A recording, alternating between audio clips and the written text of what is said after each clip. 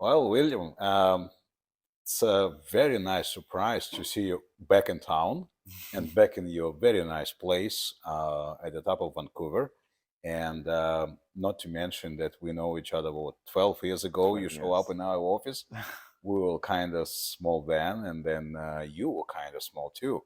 Now you're the man of the hour. Welcome to our show. And the reason we decided to set up this talk show is quite simple to help people like you when you were younger and you just came to Canada, how to transition yourself not only safer but more effectively and interestingly and maybe productively too. So, do you remember the time you moved here? Yeah, like yesterday, because Like yesterday. not when I was young. I'm still young, Alex. Let's make that straight, Okay, okay, okay? fine. So for the whole audience and for ourselves, I'm still young. You're still young. Yeah, Good. it was like yesterday. Well, I remember working in your office Yeah. 12 years ago, maybe even more, and Saturday morning, early meeting. Which was very unusual for me, by the way, to meet someone Saturday morning. Yeah. I remember it was very my early hours of business in Yeah. Canada, and taking the only suit I owned back Yeah. then, actually, and wearing proudly on that Saturday morning, visiting your office. It was actually impressive. Like I was, scared and nervous in a way, Yeah. because doing those business meetings with people like you Yeah. and owning this great company was a challenge. But I earned 12 years ago a mentor, a friend, an advisor, and today sitting together on this talk show. So it's perfect.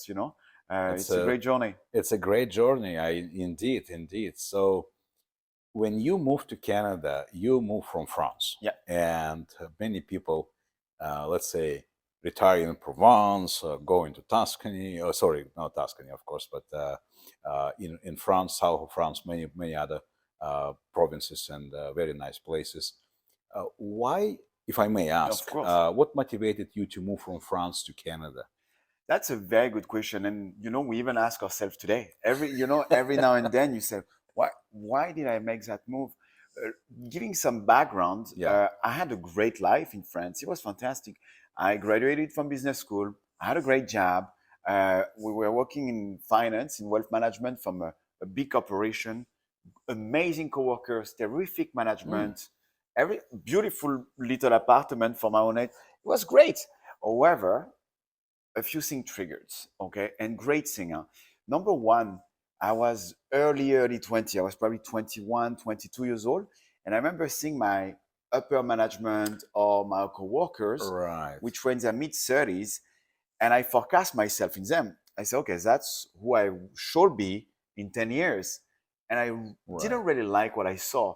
I saw a salary, not as great that I wanted. I had a little more ambitious than that. And also they were stuck in a day-to-day job that I found that would be limited for myself. Mm-hmm. Great job, great people, but I had a little bit of an adventurous dream. Right. So back in the day in France, so now we're talking about 2007-ish, so right in the middle of the crisis, actually, which France suffered a bit. Australia was the same. French Yes. people were like, let's go to Australia. It's sunny all day long and surf. I mean, yeah, it's a sexy destination. Let's call it this way. So my first eye were in Australia. So I remember this conversation. I had lunch with my dad, who was somewhat my sponsor. Yeah. I said, okay, Dad, I want to go study again in Australia. And over lunch, he told me, which I'm really grateful today, he said, Australia is a beautiful place, even though we've never been. But he says an island, William. Therefore, in terms of potential and growth, you might want to look at North America because there's a larger number of population and so on and so forth. I said, okay. Then I quickly triggered to look into United States. Right. And here's a funny story. I got accepted for a graduation study in Texas A&M to be accurate. The only little challenge, Alex, very minor, to go to study to the United States, you need to speak English, which I didn't. Didn't. So going to study in North America without English is a bit of a challenge. Therefore, we pivoted and said, let's learn English in Canada. Okay, Right. It's more affordable, visa are easier to get as French. Couple of months, the target was 3 months. 3 months should make me ready, and then let's go to Texas. Right. So I got a ticket France to Vancouver, landed here, and I had my ticket really. December 2010 was my ticket to go to Vancouver, Austin, Texas. Okay. I never took the plane. Wow. Yeah. Uh, After a couple of weeks here, I found myself, really happy. I learned that we were having some potential, opportunity after graduation, which was not my intention. I Right. wanted to come, study, go back to France, and earn that North American degree, which I thought will make me extremely valuable on the job market. Yes. Yes. That was my only opinion. I said, if I study in North America, US, or eventually Canada, Yeah. when I go back to France, my resume will be on top of that pile. Right. That was my ambition.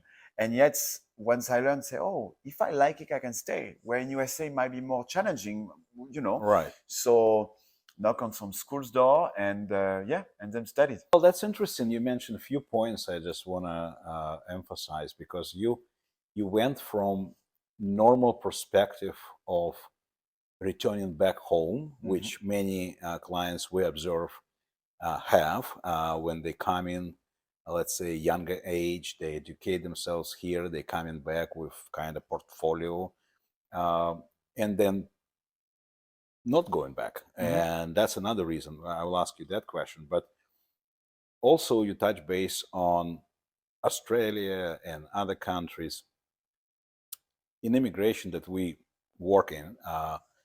There is a distinction. People say, I can move somewhere. And I ask them this question: you move there temporarily or you move there permanently? Is that avenue even exist? Because many people come in and saying, oh, I'm here for 3 years, for 2 years. Well, there is a way or not. Is there a way to move and stay here permanently?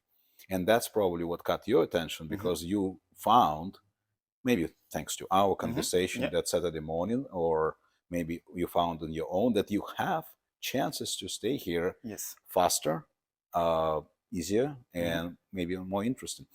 So, okay, you arrived, you decided to stick around. And by the way, the third point I was thinking to emphasize, and I think you told me once, but at that age, you recognize the, I'm not saying stigma, but old European, like old world way of career. Yeah.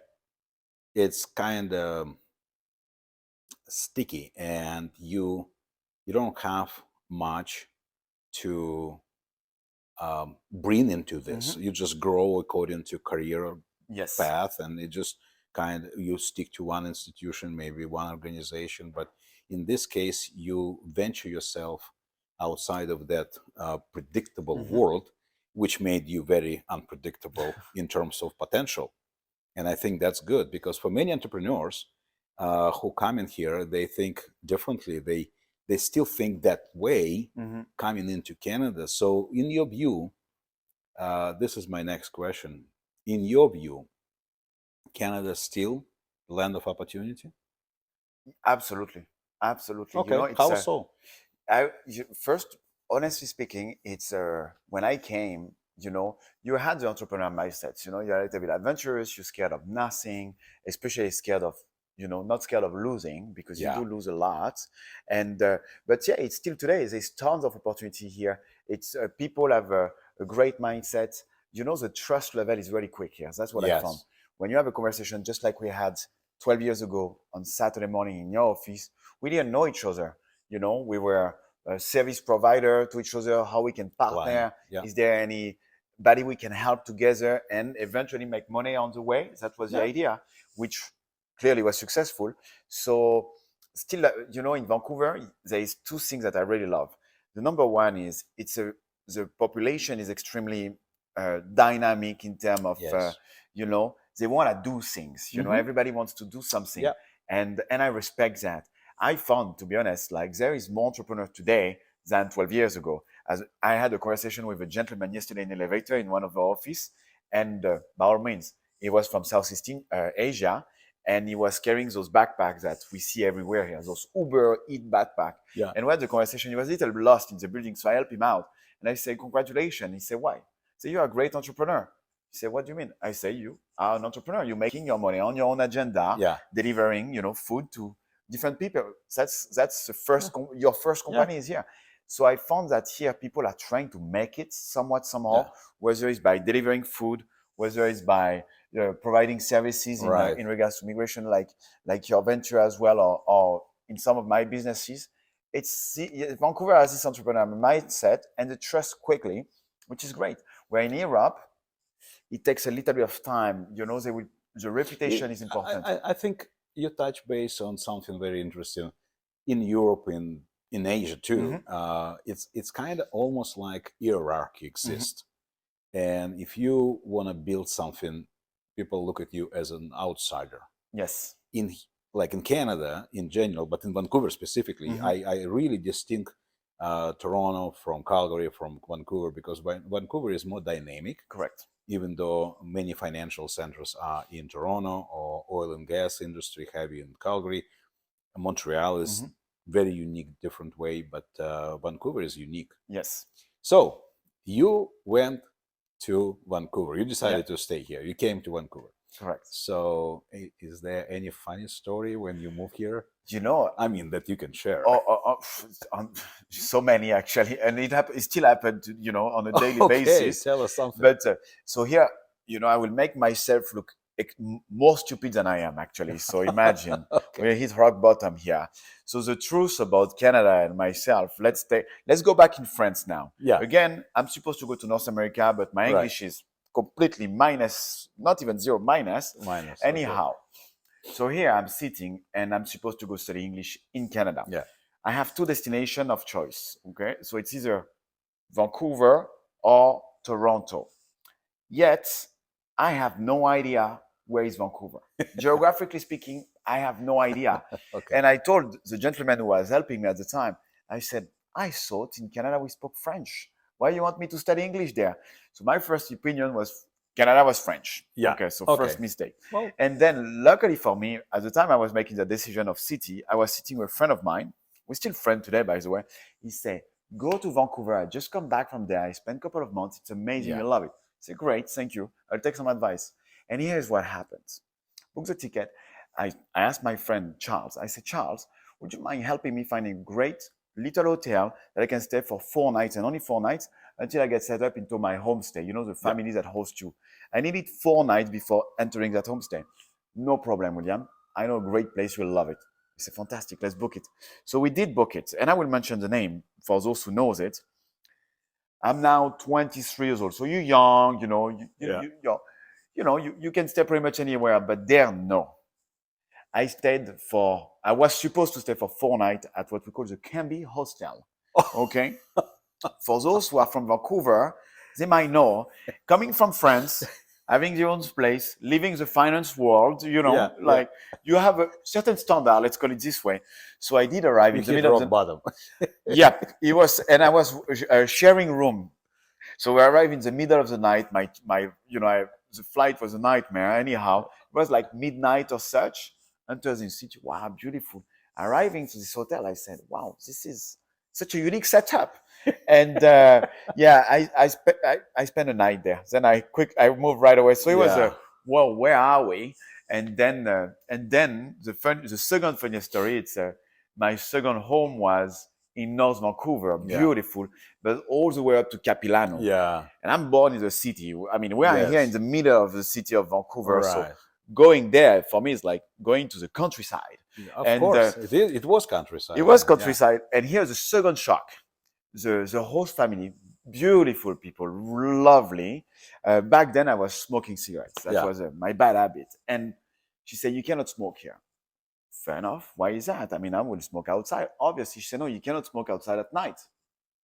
So it stuck me. And again, we're talking to someone who can't speak English really. So having that conversation, she said, no, it's too dangerous. I said, dangerous? Like, why? We're in the middle of nowhere. What can be so dangerous? And somewhat, somehow, she explained me that if I was to smoke outside, it's dangerous. I could get attacked by bears. Yeah.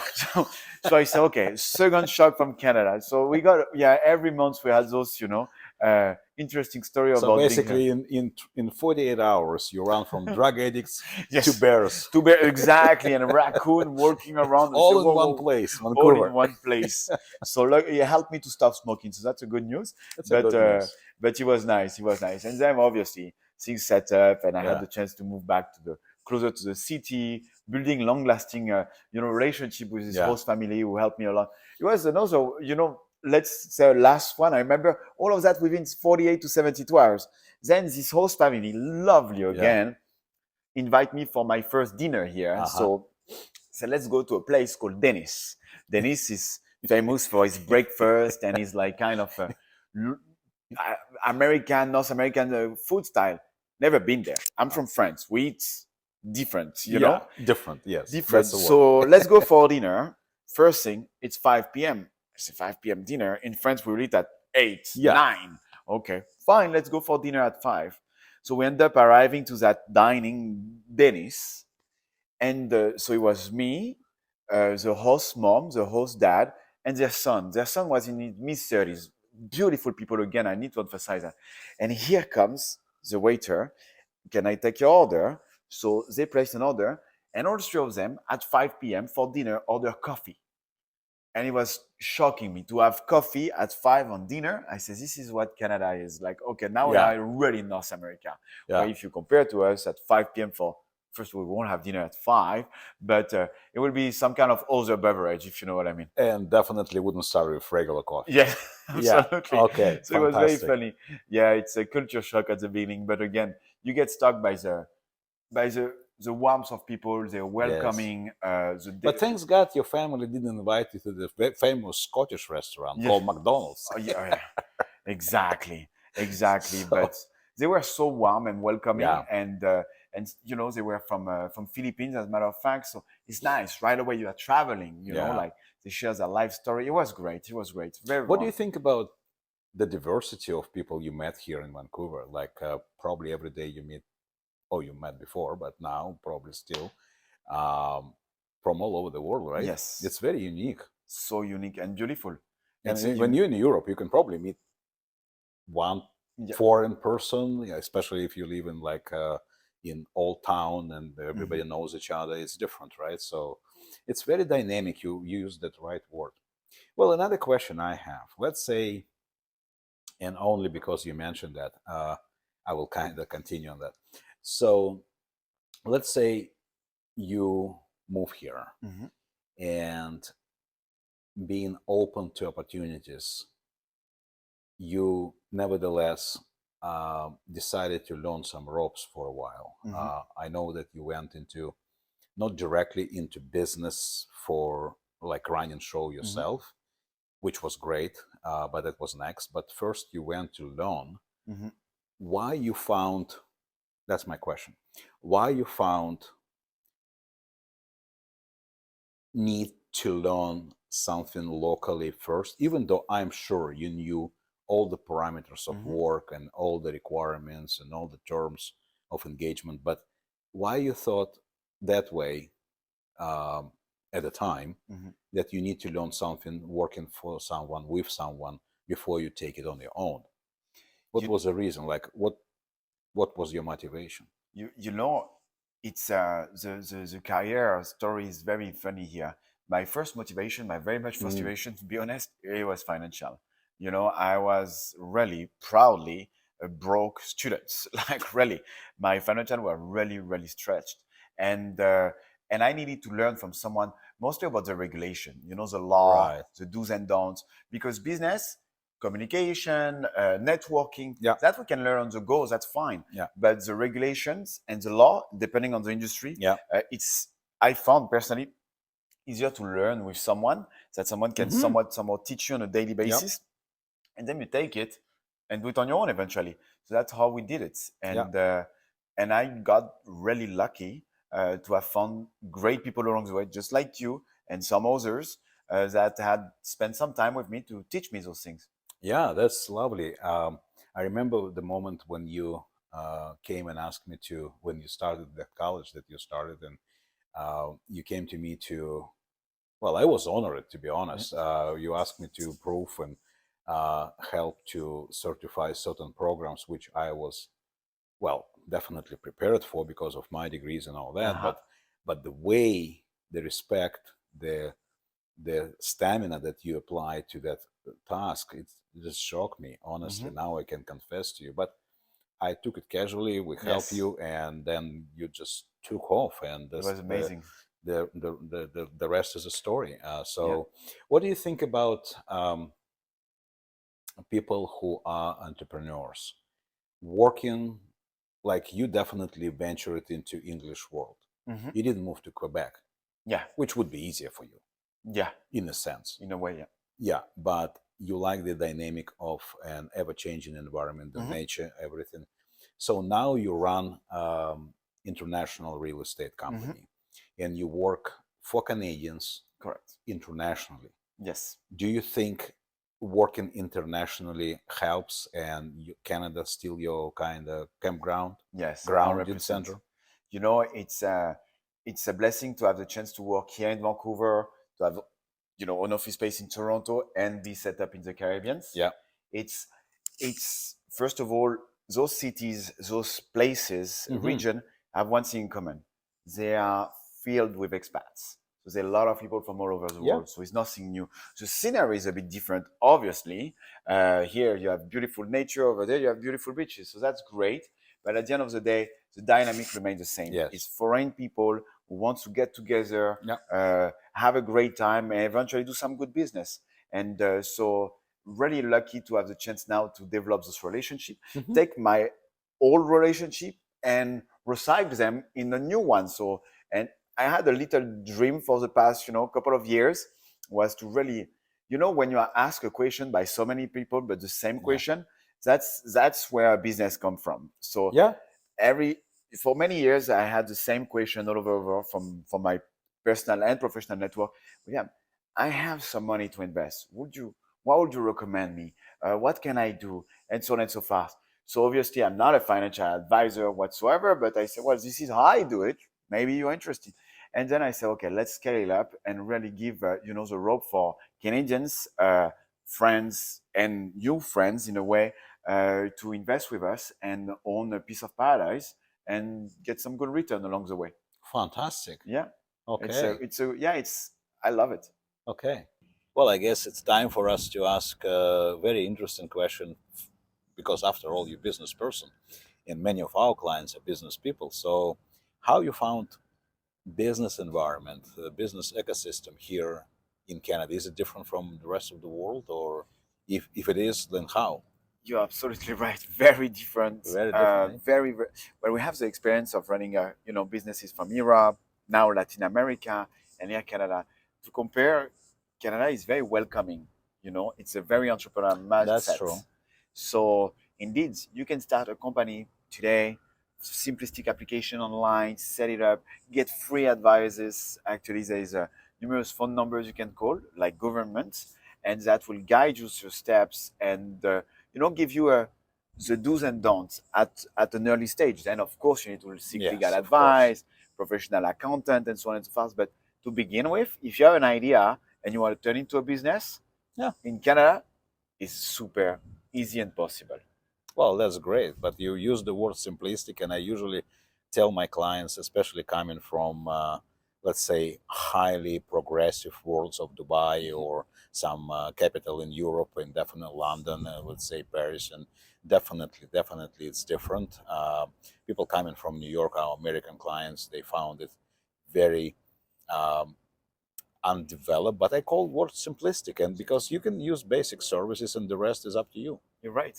Okay, so to conclude this fascinating conversation, I have to ask you this.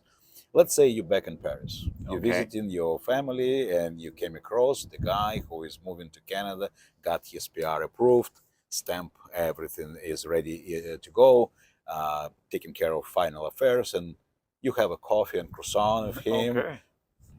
I a can nice picture that. Paris. I can You can picture that. picture that. Yeah, you're Definitely. sitting in a nice cafe in the middle of the Paris, and he is asking you that big question: what do I need to be prepared for? What do I need to do in a couple months left before my departure to Canada? Yes, we come across this question quite often Oh because a yeah, lot of people okay. wants to make the first thing I will personally tell this person, I say, finally you made it. Finally you're ready to create an adventure. Right. Whether you come PR and make, Canada, Vancouver, Toronto, I mean Canada your new home, that's great. Even if you come for a few years, it's great to explore new opportunities, meet new people, open your mind. Here you travel a lot without traveling, right? Yeah. So my first thing will be make sure that your language is right, whether it's English, French. They need to be on top because Yeah. they will do interviews. It's a highly competitive market. So speaking, English Mhm. to a decent level will help, which Yep. I didn't, as I mentioned earlier, and that was tough. And then, you know, that's where I think, and I Yeah. mean, we are the definition of that. I say that to everybody that I had a chance to meet. Even, I had a small group of young entrepreneurs around Yeah. me, and I always tell them one thing: your network is your net worth. Yes. So it's so easy to meet people. Yeah. It's super easy. You can go on meetups, you can go on social media, you can go across the street, and there's so many events Yeah. in Vancouver. So whatever, let's go back to business, right? So I will tell that person, make sure your English is good enough, and then go out there, meet as many people. Yeah. Meet Alex, like I did 12 years Yeah. ago. Meet those guys, talk to them. They are very welcoming. They are super generous in terms of advices. For the past 13 years I'm in Canada, I met hundreds, not to say Yeah. thousands of people. And network is my net worth, and I'm really, really blessed to have got so many good advices. And now sometimes share my own a little bit at my little level. Well, you have the whole life ahead of you. I have still some few years to go, Okay. but Yeah. go ahead and meet some people, 100%. Meet some people. Network is your network. 100%. Fantastic. Very nice place to Thank you stop. so much. Thank you very much, You're welcome. William. And Come good back luck ahead. anytime. Absolutely. As we say in Spanish, mi casa es tu casa.